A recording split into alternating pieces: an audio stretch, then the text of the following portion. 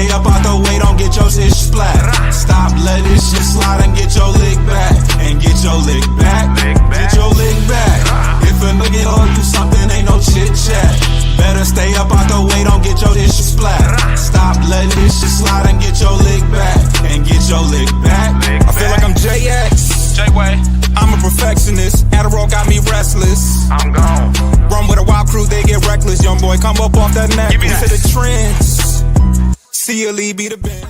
Welcome to Bleachers and Speakers. I'm your host, June. I got my boy B. Foster with me. And before we get into this post-game show, I want to remind everyone to subscribe to Bleachers and Speakers on YouTube.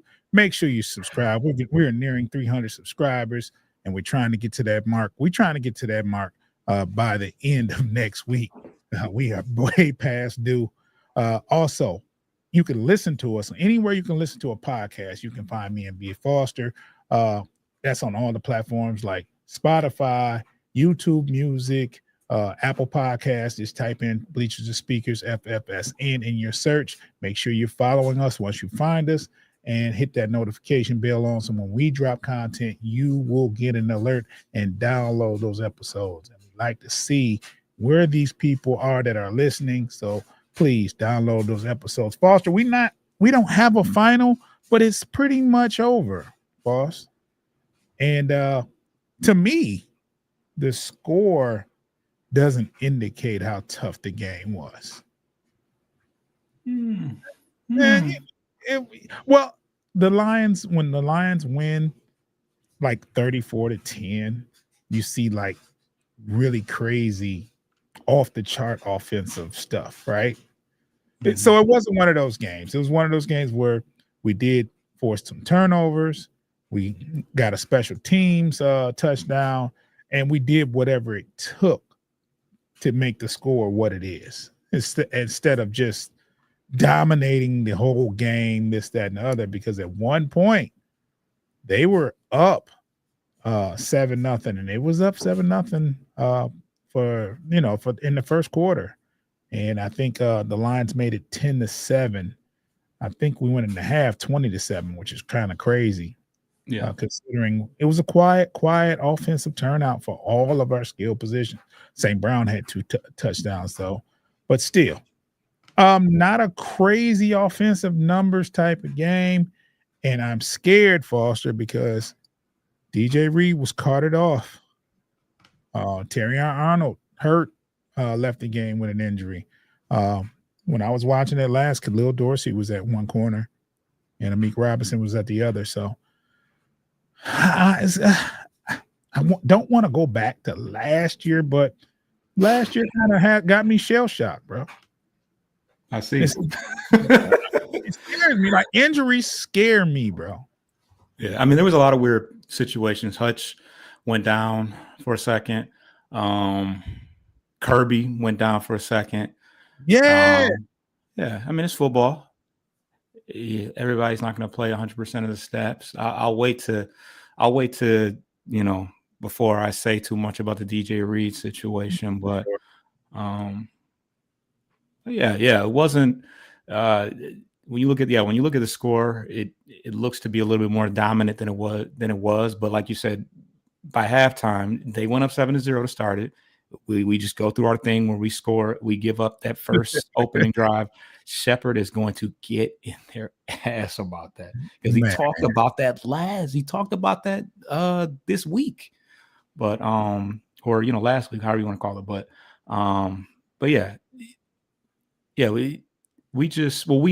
we knew that the Browns were number one in the entire league as far as yards allowed. They look like it. Yeah, so it wasn't going to be as pretty as the last 2 weeks. But if you can undercut your offensive output and still score 34 points and counting, I don't even know what's happening right now. We might be scoring as we speak, but if you can undercut and still manage to get 34 points, no matter how you do it. DJ Reed had that interception that he almost returned for a touchdown. Khalif Raymond had a punt return as well. So and Montgomery was essentially obsolete in this game today too. So we got a final. We got a final now. 34-10. Lions win 34-10. Yeah. I ain't mad at it. I mean, to be honest, Foster, I didn't expect to score 34 points. If we being real. Yeah. And it's probably because I'm taking into account what they did defensively versus Baltimore and Green Bay. Baltimore, they got stomped versus Baltimore, but yeah. I mean, what was the score versus how many did Baltimore score a lot of points? 41, I believe. Oh, well, I take that back. I thought there was a low scoring because it probably wasn't a conventional way. Yeah, I wasn't paying attention. I thought that was a low scoring game, but I do know they beat Green Bay 13-10, and I know that the Green Bay had a tough time versus the Browns offensively. So I want to say Flacco had a couple picks versus just one. Just had one pick versus Baltimore. So I don't know. I'm not sure exactly how they managed to score 41 points, but they did. Yeah, but the game is over, man. I'm glad these are the type of games where you can learn a lot and you have a lot more to lose than you are the game because they're the Browns and you're expected to win if you're the Lions. But at the same time, the way that defense is playing, it's always a threat. They could have.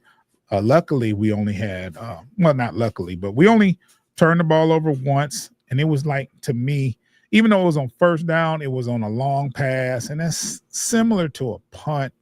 I don't want to say that if it's first down, but still, that's true. The interception didn't put us in immediate danger. But at the same time, it's still a turnover. And other than that, we didn't turn the ball over. Hutch had 2 sacks, which is great to see. He would have had 3 if it wasn't for a branch holding in the backfield. And he missed one at the end of the game. They showed a replay. You might have been setting up, but he had Gabriel. I don't know if it was Flacco or Gabriel at that point, but he had him in his grasp and he just slipped away. So. Well, he's trying to pad them stats, man. He's rounding in the form. He's rounding in the form, and it's good to see. I did not see. Did Muhammad play at all today? I don't think he played. So there was a point where they were bringing him in for some particular package and they pulled him back. So I don't know. I saw Tim O'Connor. Tim O'Connor got the start, and we saw a lot of Tyrus Wheat on the edge too. So yeah, I did not lay eyes on Muhammad, but they mentioned him. He was about to, and they pulled him back. Yeah. So I don't. Maybe they might have held him out as a precautionary type thing. They said he had an injury, but he probably could have played if needed. Yeah. But I think they said, you know what, we'll just wait and see.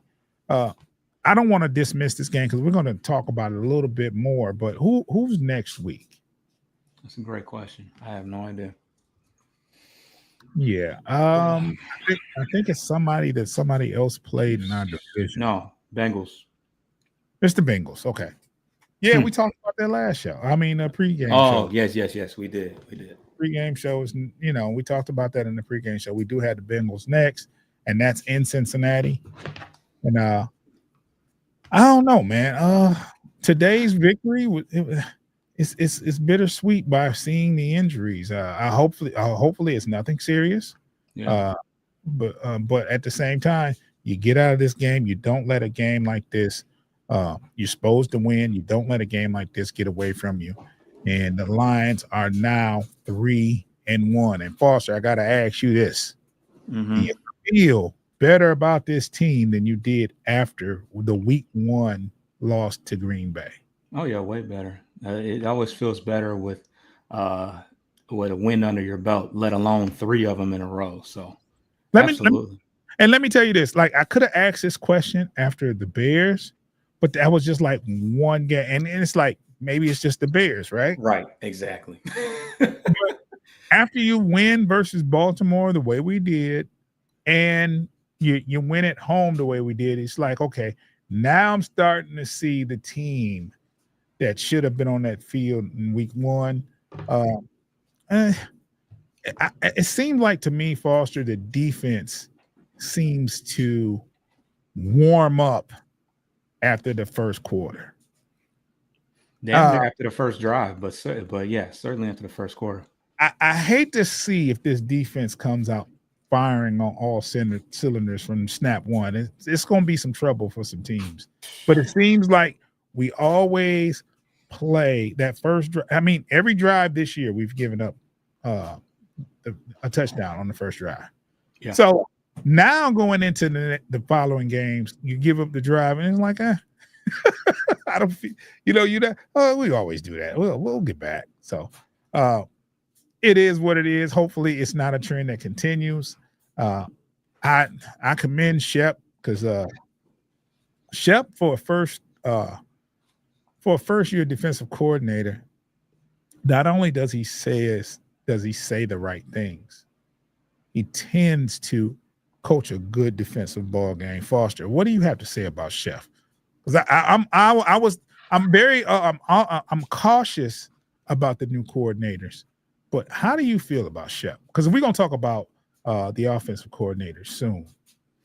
I mean, when you think about Aaron Glenn, he had some ups and downs throughout his entire tenure, from even not just the beginning, but like even at the end of it, once he was more seasoned and a vet in the game. And I'm getting comfortable with how Shep calls the game right out the gate, pretty much. Mm-hmm.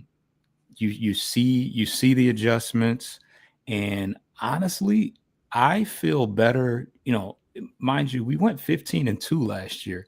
I feel better about the team as a whole right now than I did 3 games into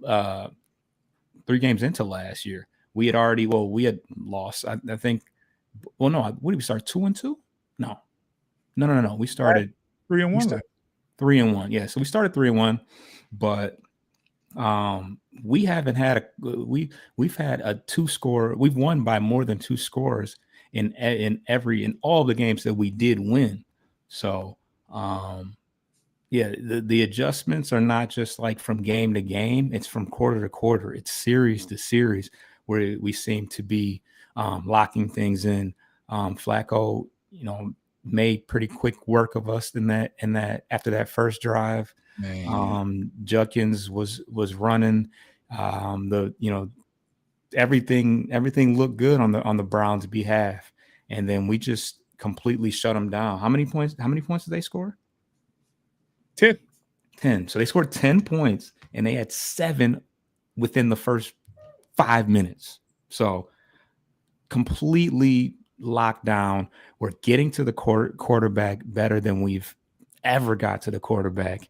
And we talked about the keys to the game, and we just continue to execute. The main key that I emphasized was making the team one-dimensional, shutting down the run game, and that's what we did. I mean, Judkins did end up with 80 yards rushing, but it was 2.9 yards per carry, if I'm not mistaken. Yeah, I'll have it up here. Yeah, he's the real deal. Judkins. I like him. 3.9. So not bad. Not bad. I think he sprung a couple big ones, but Flacco was under 50%.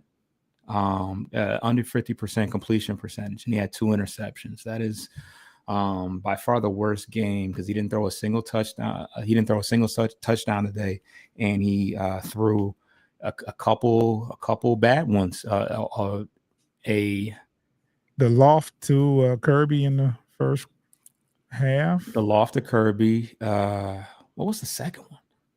One of them got called. No, Reed was the second one.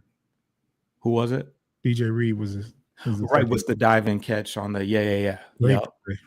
So yeah, you keep a quarterback under 50%. I can't say too much about the secondary because it was a downside to the defense today, and that was it's like this, man. It's like this, and me and Foster talked offline about this. But if we're out of the emotion of the game, there's always that one drive Mhm. that Arnold looks horrible in. He's pretty stable a lot of other times, but it's that one drive, and you're like, "Come on, bro." But you got to look at the full body of work. Well, yeah, I mean, of course, but we shouldn't, and even I'm guilty of this. We shouldn't throw him under the bus for a first quarter drive. And even they called, and you can call holding on just about any play, but the bottom line is the receiver caught the ball both times he was called for, so it wasn't no issue. He caught the ball, and they weren't just like he was wide open. They were diving catches. They were they were catches, and the tackle was made right then and there. So he's in position. So we can sit up here and look bad at Terrion Arnold, but at the same time, you know, it is what it is, and he always seems to have this series where we can point and dissect, and he's under a microscope as it is. For sure. And he usually has a tough assignment. Always. He's a second year corner, and he's going to draw complaints anytime there's a completion. Completions are going to be made. Let's just keep it above. No, everybody. There's not a lot of Deion Sanders out there where nobody gets where nobody shuts a whole side down anymore. It's not a lot of those. You know what I'm saying? So these offenses are designed to make sure these wide receivers get the ball, and they're no different when Terrion Arnold is lining up against the number one receiver most of the time. Mm-hmm. So, I can fuss about it and not trip, but to be honest and to be fair, he doesn't play a horrible game. It's just a couple plays here and there. And it's like, because do you feel any better if Terrion Arnold didn't get any penalties and they just caught those passes in the first quarter? No. Mm-mm. It is what it is. And holding, there's a distinct difference between, especially if they don't catch it, there's a distinct difference between holding and pass interference. Holding is just a 10-yard penalty. Pass interference is a spot foul. They call, and one of those holds on Terrion Arnold in the first quarter, I thought was some crap. But that's just me. Like, if we're being fair, I didn't think it was. I think that happens all the time, but Arnold is being watched. God bless you. I can never. What's wrong with you? They just come out of nowhere, and I can never mute it. Couldn't even get my shirt over. Yeah, what it's just like if it's like they're watching Arnold. They're making sure he doesn't make a mistake, or they're making sure he doesn't cause a penalty, and he's getting caught a lot. But at the same time, it's very quiet in that second quarter as far as him. You don't hear wide receivers getting catches or not. I don't know what it is. And Shep has went on to say, we blitz and we do a lot of things with the safety because we're not giving Arnold any help. He's out there by himself. He's on an island. And it's just kind of crazy, man. It's a tough position. And now we're to the point to where we don't know as far as the injuries. I don't think Terrion Arnold's injury is anywhere near serious. DJ Reed got carted off, so I'm hoping it's not as serious as being carted off suggests. But at the same time, he's our starting corner. He's going to be a starting corner. Obviously, for whatever reason, he's in practice, making plays and standing out as being, a starting corner. So we're not seeing what he's being looked at. I mean, we see it on game day, but like I said, a couple plays here and there. If he makes a play here and there, we don't talk about him at all. If you want to go back to the Green Bay game, it was one or two passes in the first half that you want to complain about Arnold about. But other than that, Green Bay didn't do much offensively in the second half. Yeah. So let's take a quick break, Foster. This 19 minutes came up really fast. If you're watching, give us about 10 seconds. If you're listening, you're going to hear some wonderful ads.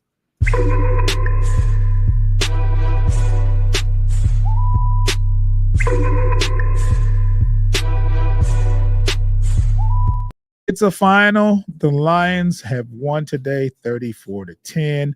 We improving their record to 3-1, and they head into Cincinnati next week. Foster, I feel really good about where the team is. I feel like the progression has been there with the offensive line.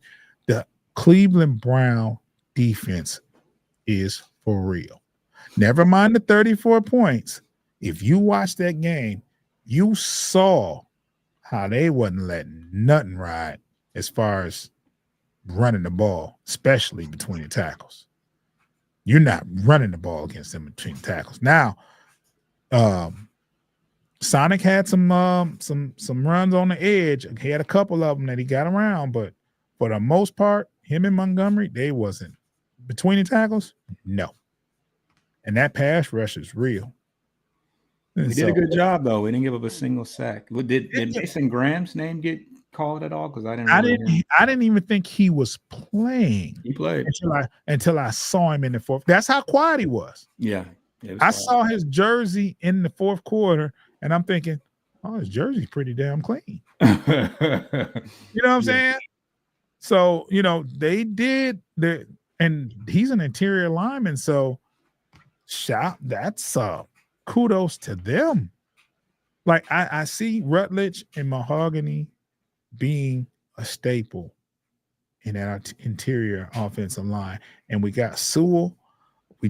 I think we need to start looking towards getting a center and a tackle to replace Decker because he's getting kind of long in the tooth.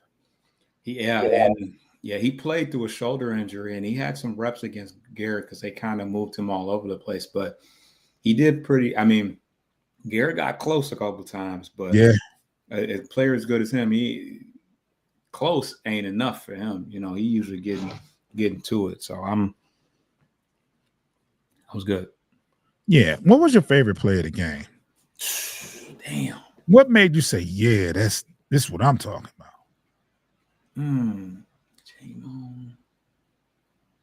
I think it was probably the pick by DJ Reed.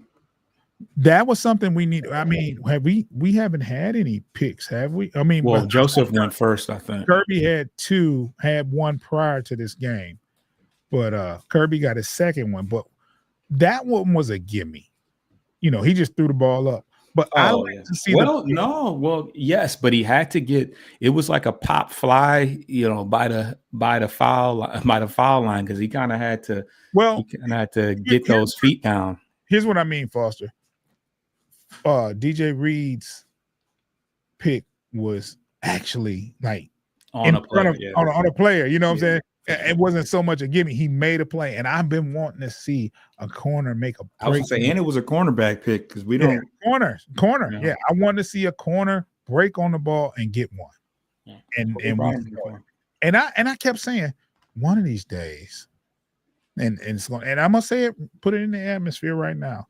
You're gonna see Terrion Arnold break on one of these and get a pick. Yeah, I mean, he's had a couple of opportunities, but. His day's definitely coming. Did you get frustrated by Branch?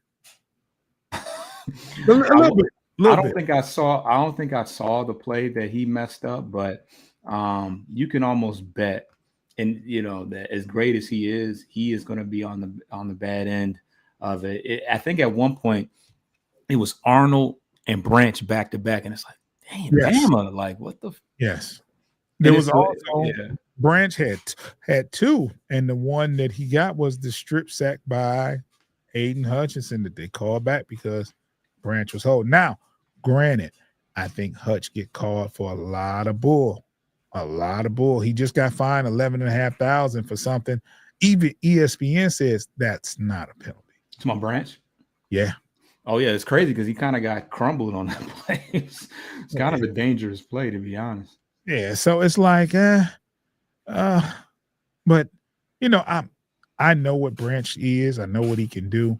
So when he makes mistakes like that, it's like, okay, I know he's gonna make a play at some point. I know he's gonna make a play.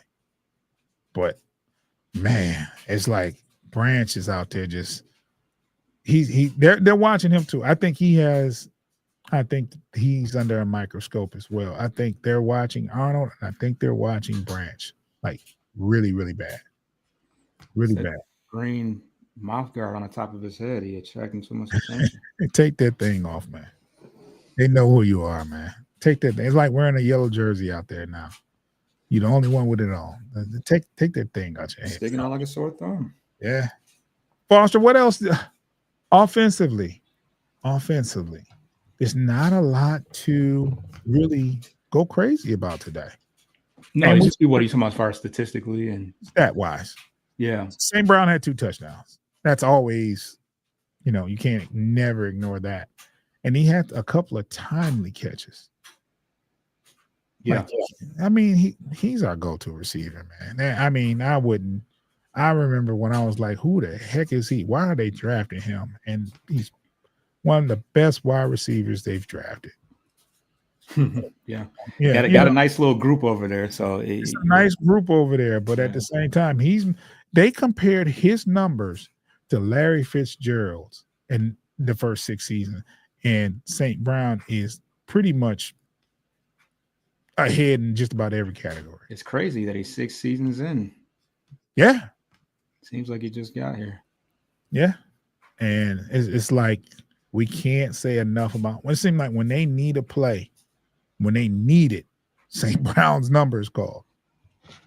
You know what I'm saying? Look at the 4th down call versus Baltimore. St. Brown. 4th down call. I think it was 4th down call today in the red zone. St. Brown. Oh, wide open one in the yeah. Last week versus Baltimore, it was a goal line call. St. Brown. The pitch, the lateral. Yeah, the option. Yeah. St. Brown to Gibbs. Yeah. When they need a play, they go to St. Brown, and he's usually open, and he usually makes something happen. Cleveland's going to be dangerous in a couple of years. In a couple of years. You know why I say a couple of years? Foster, they lost both of their offensive tackles. They still played pretty well. Their backups. They lost both of their starting offensive tackles. They got Joe Flacco at quarterback. Got to find that quarterback. That's for them. Once they get a quarterback, and I give them a couple of years because unless they go out in free agency once they get a quarterback, because they have the wide receiving core. They have a wide receiving core. And then Judy and Tillman, cool. they can get better under, with a better quarterback because they make some plays out there, and Judy gets open, and then they got a rookie tight end that was making plays. Yeah, I don't even know. You talking about Joe? You talking about Joku? No, I forgot his name. He's a tight end that made a couple plays. He got a junior to his name. It must be the back. It must be the backup. I know who their starter is. Yeah, he made a few plays, and he's a rookie. They had a great draft as far as their who they drafted this year. Well, they got what's his name? Judkins. I guess Judkins and Jenkins. Graham. They had another linebacker that started today that they drafted. Obviously, they got Sanders for what it's worth. Yeah, and Dylan Gabriel. Yeah. So yeah, they had a good draft. They're a team that you're not just gonna run through unless they get down to the nitty, unless they just start saying, well, let's just punt on the season for a top pick and give Shedeur Sanders a chance to pack up these seats because they're gonna pay top dollar to see him at least for one game, especially if he's supposed to start. I think if they get a legitimate number one receiver and they solidify that QB spot, they won't be like, Super Bowl bound, but they'll be on their way up because that defense is there. Yeah, they tend to. I mean, I feel like they tend to lean. Even when the Browns were good as of recently, they've leaned on their defense. I mean, of course, Myles Garrett's been there forever. So, they got some Denzel Ward, and they got some good corners for sure. Dale Pitt at safety. That's the one who put the big hit on the big guy from Baltimore, the running back. I Oh, forget. Henry. He put a hit on him last year that was so tough. That was crazy. Really? Oh, I think that's kind of how what put his name on the map, because I was like, Yeah, why does for his name sure. sound familiar? For sure. Now, Foster, let me ask you, do you know who the defensive coordinator is for the Cleveland Browns? Yeah, it's Schwartz, right? Jim Schwartz. Right. Yeah. Ain't that crazy? I didn't know that until I just happened to see his face on the sideline. So yeah. Yeah, Jim Schwartz is the Schwartz. The Schwartz is the defensive coordinator.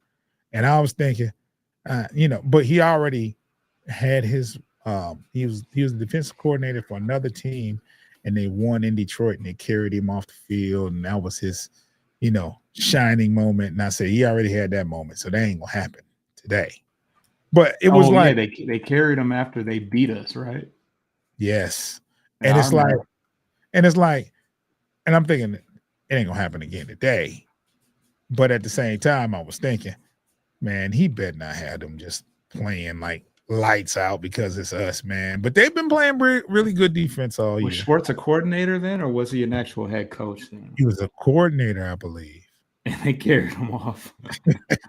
Oh my God, that's like he was fired, he was wrongly replaced, and it was like, right.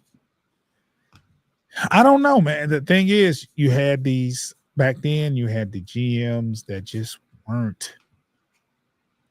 We didn't have anything stable back then as far as leadership. Can you imagine the day where Campbell has worn out his welcome, and we gotta, because one day, I can't even fathom it. I can't fathom it, but it's. You think he's gonna be like Mike? You think he's gonna be like Mike Tomlin and just coach forever? Mike Tomlin is that's rare. It's so rare for someone to coach as long as they feel like it in one place. You know what I mean? In one place, like without being replaced. Like, I'm going to stay at this one team and not be replaced. I'm going to leave when I feel like it. That's very rare. Usually wear out your welcome. Look at Reed, right? The head coach for Kansas City. He damn near got ran out of Philly. Did he? Oh, Philly, because he wouldn't win the big one. Yep. It was very compatible teams, but he damn near got ran up out of there because of that. And then he goes to Kansas City, and I don't think he'll ever be ran out of there. He's going to leave on his own accord there. Because how many championships you got over there? Was it 4 or 5, 3 or 4 or something like that? Yeah. How many Mahomes got? 3, 4? It might be 4. It might be 4, but Mahomes has been to the ship 5 times because he lost. Right. And they've all been under Andy Reid. So it's like Belichick. Did Belichick? He left on his own accord. Right. He left because he was like, I'm done, I believe. Yeah. But at the same time, it's like, can you imagine the day that comes? Say, all right, we got to make a coaching move, man. Dan Campbell's not doing it. I'd be sick if it happened recently. You know what I'm saying? Because it seems like when he got here, he took his lumps. First couple years, we were bad. We were bad when he first got here. To Campbell? Yeah. Yeah, that first year we went 3 and 13, 14. Yeah. No, 3 and 13 because it was 3-1-3. Yeah. And then the second year we made we were over 500, but we still didn't make it. So yeah. Well, it was 9 and 8 the second year. Was the second year the year we won all those games in a row near the end? Yeah, it was when we beat the Packers in the final game, and the Panthers, I think, screwed us out of making the playoffs. It was the Panthers. We lost to them bad. That was a bad loss. We would have won 2 games if we hadn't lost that game. And I think we needed somebody to win, and they did. Oh, I think we needed the Seahawks to win, and they didn't. Something like that. Yeah, I think we lost that game 28-6. The Panthers were trash. They ran. Yeah, you know what I'm talking about. Yeah, it's a day I'd like to forget the way they did us. But I can't forget it. But the thing is, it's been it's been like he's been steady on the incline as far as win totals and the expectations have gone up. Last year, we were saying Super Bowl. We're going to make the Super before this year started. We want to see the Lions should be in the Super Bowl. And that hasn't decreased around here. There's been other people, the haters going to say something, and the people that don't want to see us in the Super Bowl. But at the same time, it's like we around here in Detroit area, in Michigan, we expect the Lions to be in the Super Bowl. Regardless of what happened in week 1, regardless of how they played last week, the week before, this week, we expect the Super Bowl team in Detroit, regardless. It's where we're at with it at this point. Yeah, it's like, Foster, you remember hearing before the season started, the Lions window, all the, I know you don't pay attention to none of this stuff, but a lot of the media people outside of Michigan were saying, the Lions window has closed. And after that first game, they were really talking. Oh, yeah, I'm sure. But, everybody's entitled to do you really feel bad because Green Bay won their home opener game? No. Not saying that we should have went in there and laid down, but I'm saying you lost to Green Bay on opening day. Whoop-de-doo. Whoop-de-doo. You know what I'm saying? It happens. You know what I'm saying? They're supposed to win game.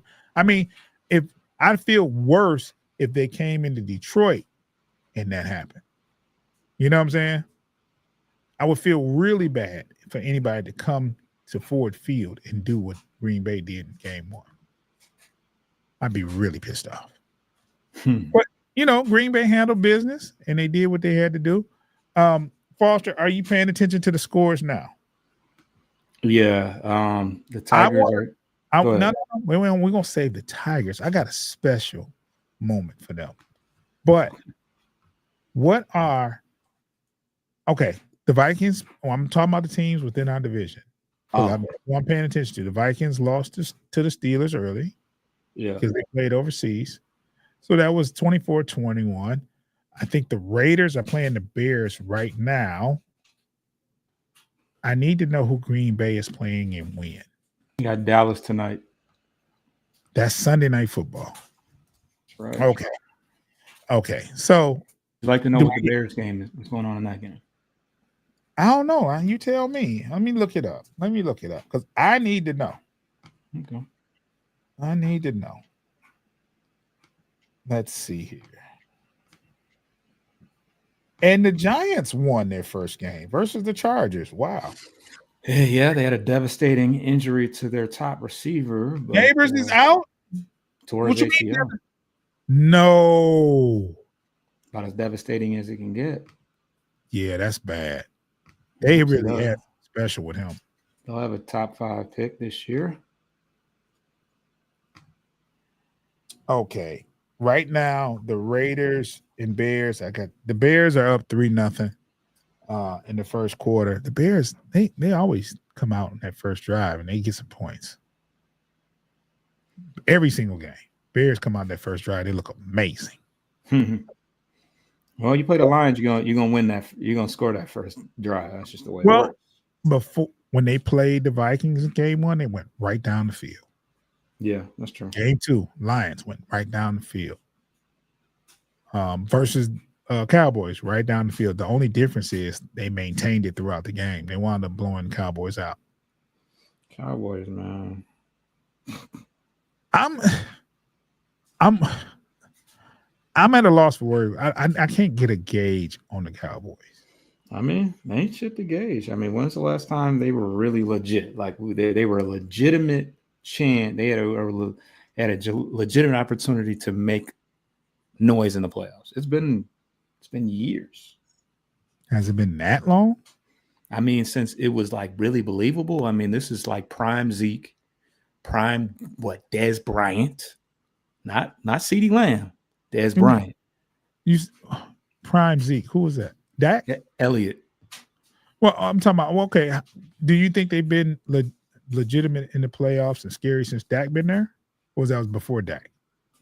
and even then, that was when the teams I'm speaking on. This was a young Dak, so Okay. depends on how you want to play that. Like who was the quarterback before Dak? Tony Romo. Wow. So yeah, it's been a while. Yeah. And Tony, Tony has some, he played with T.O., but come on, T.O., that was like 10 years ago. It's my quarterback. It's my quarterback. It's my teammate.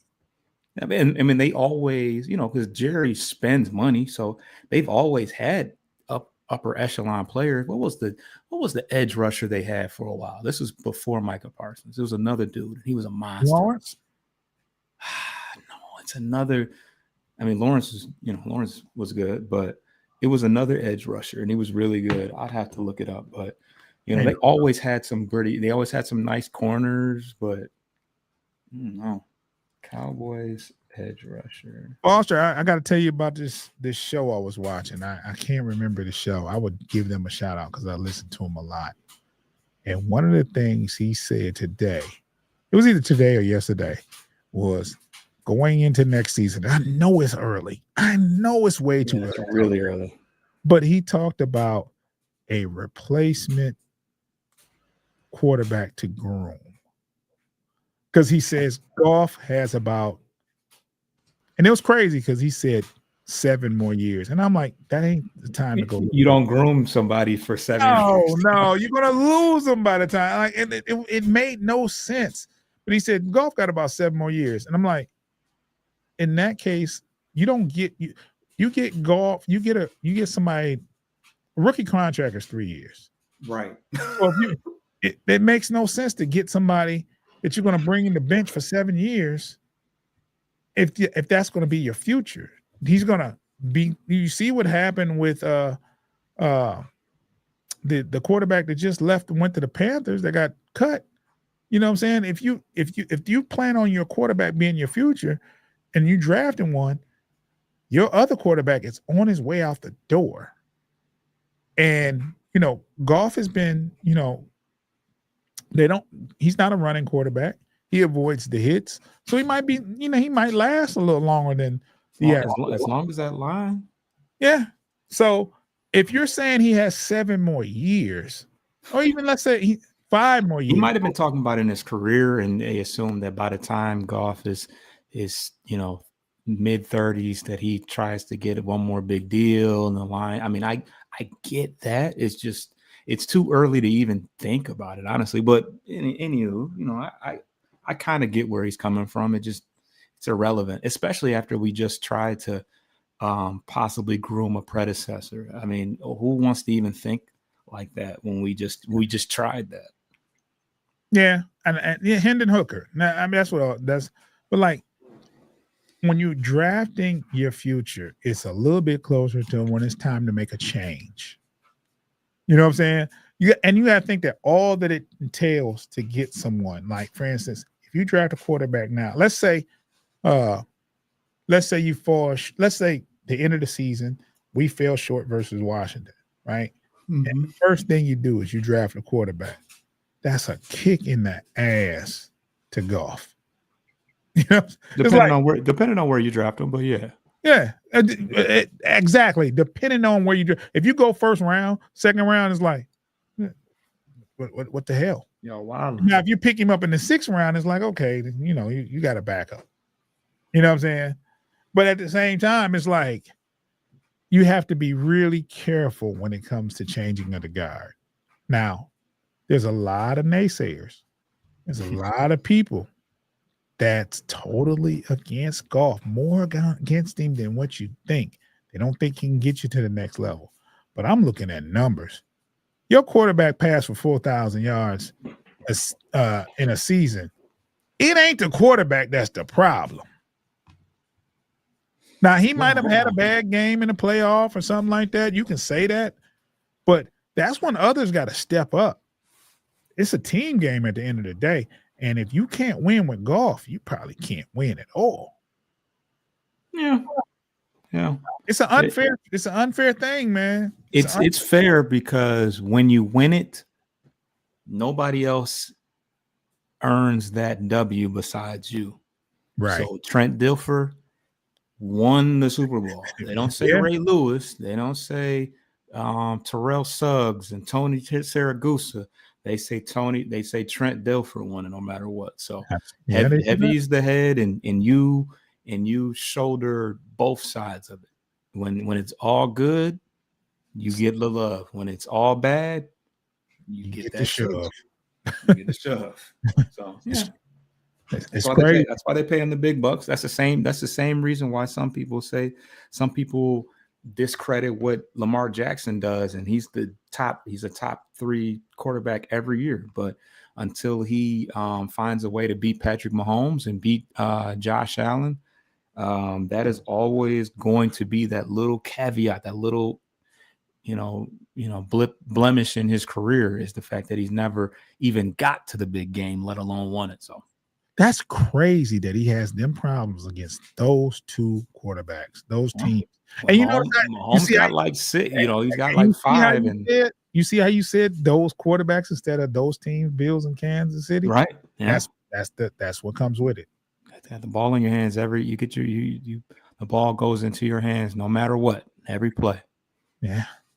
Well, so does the center. Yeah, but it's going to him. But yeah, the center needs some love because if he f's up, you see it's that game all bad. You seen game 1. That line parted like the Red Sea. Like, come on in. Yeah. That was grade A. Just like, I don't know what's going on. Yeah, and it happened so late in the game. It's like, oh, really? Come on, man. Come on, you almost gave up a safety. Come on, let's not do that. Once again, the Lions win 34-10. We have like 50-something people in here watching, and I pray that one of them subscribes to Bleachers and Speakers on YouTube. Make sure you go to that YouTube channel and check us out. We appreciate all the watchers, no matter where you're watching from. And make sure you check us out anywhere you can listen to a podcast. You can find me and B. Foster. Oh, those are platforms like Spotify, YouTube Music, Apple Podcasts. Just make sure you put Bleachers and Speakers FFS in your search. Make sure you download the episodes and make sure that notification bell is on. So when we drop content, you'll get an alert. And Foster, we're about to drop some more. Now the season is seasoning. We're gonna drop some more. We're gonna drop more content. I see these bloggers going every day, and they're not much better than us, man. So we're gonna get in the game. So I wanted to save the last few minutes of the show so Foster can tell us about the Tigers. What are the Tigers doing right now? What did they do yesterday? And what is it looking like going forward? Is this game 162 or what? This game 162. They're currently down 4-3 in the bottom of the 6th, and Boston is hitting. Yesterday they won 2-1. So that game right there clinched a playoff berth, and it guaranteed that we would at least finish as the lowest seed in the wild. No. I'll take that back. Yeah, well, okay. So before the Guardians played after us. So when we won, we were ahead in the division. We were up a half game in the division. Upon Cleveland winning again on the most fluky, just bull crap situation where they loaded the bases and then it was a hit by pitch that ended the game. So with that, we are back tied. Now, I'll keep wanting to call them the Indians. The Guardians have the tiebreaker. So if we tie, then they win the division because they own the tiebreaker. So that's where we're at right now. The Tigers are down 1 and the Guardians are up 1.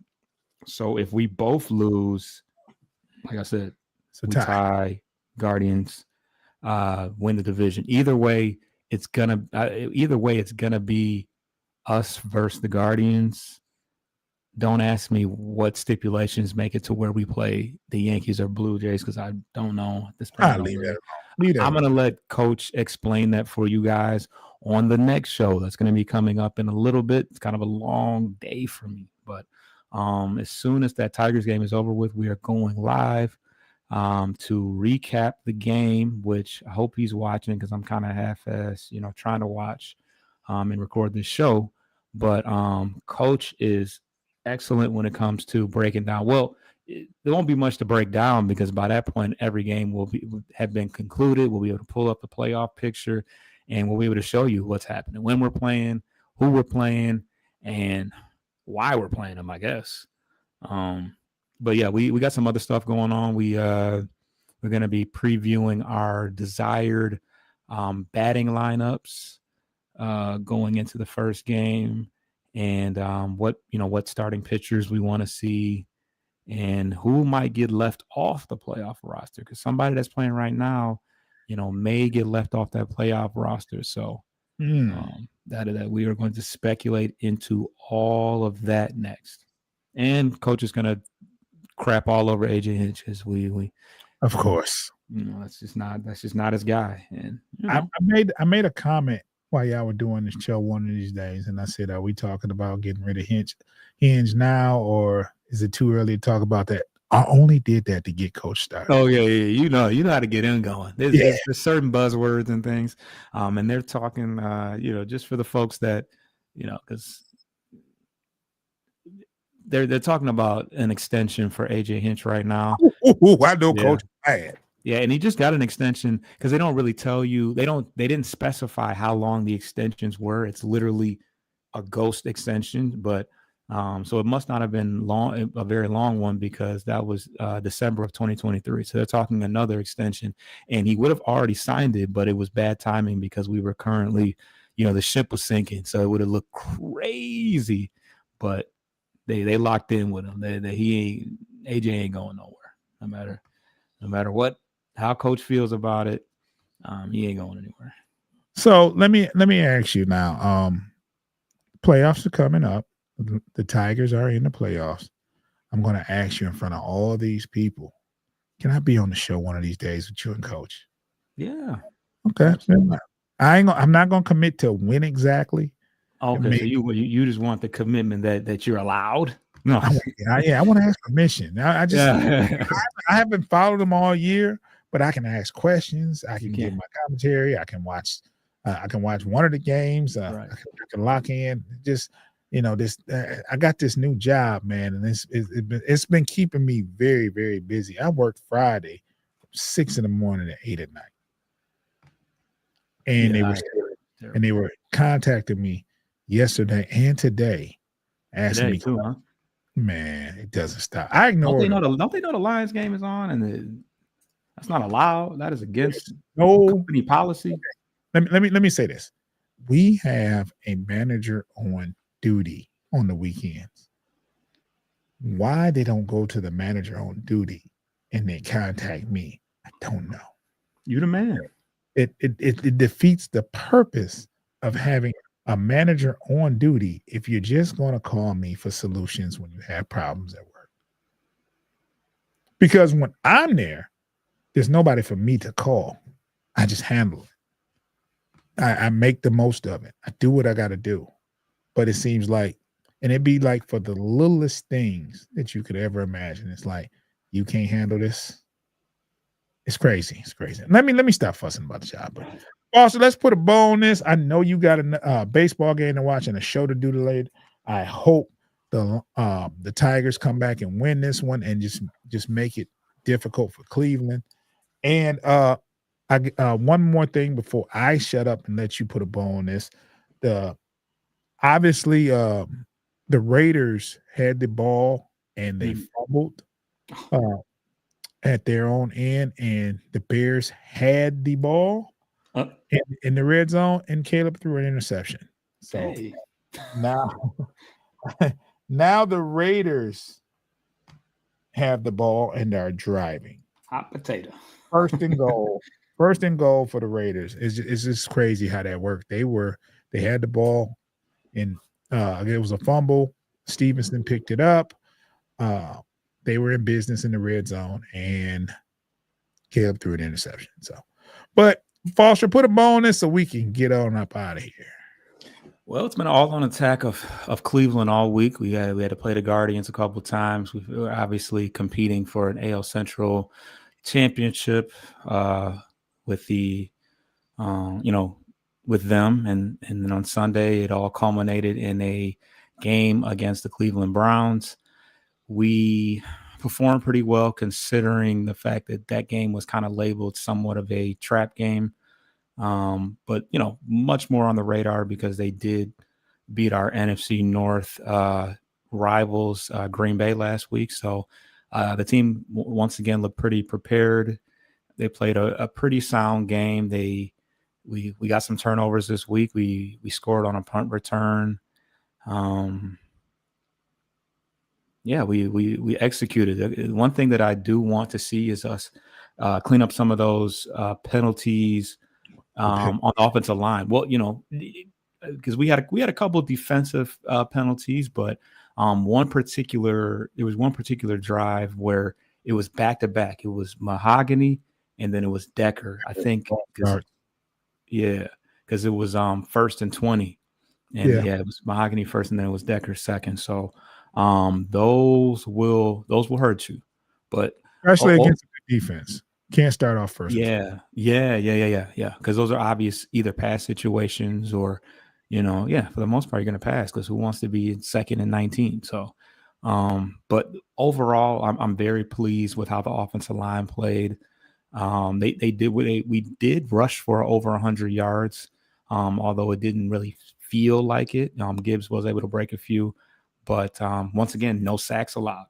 The Browns I know they went into the game with the 2nd most sacks on the season, but I know they had a decent amount of sacks versus Jordan Love last week. So, and you know, Green Bay's offensive line held us at bay very well as far as the pass rush is concerned. So for us to hold the Browns to 0 sacks, I just want to see at this point. I just want to see how many games we can go without giving one up. And as I say that, I probably jinxed it, but yeah, great game. Let's wait and see about these injuries because everybody and their mom went down at least for one outing. I mean, I think the Hutch one was the scary. I mean, obviously he was able to get up because I think had the wind knocked out of him because he got hit in his upper area near his chest. Yeah. And he laid there for a minute. I think he just got the wind knocked out of him. But he went back in the next series. Well, he laid kind of limp. That's the part that I didn't like. It looked like he had dislocated something. But I think they call those stingers too, where you have a second where you just can't move or you can't feel anything. So those can be scary. But he came back. He had a couple sacks, and I think he's the only one that actually converted on a sack. So, but yeah, all around good game. I'm happy. We won by 4 scores? 34-10. So 24 and 4 scores. Yeah, 4 scores. That when you think about it like that, it's like, damn, that's kind of that's a route right there. So pass the sticks. So yeah, very good. Reminding everyone to please subscribe to Bleachers to Speakers and make sure you watch Corner to Copa tonight after the Tigers game. Foster and Coach are going live. That will be a good show regardless of what happened, the Tigers outcome. You got to listen to Coach.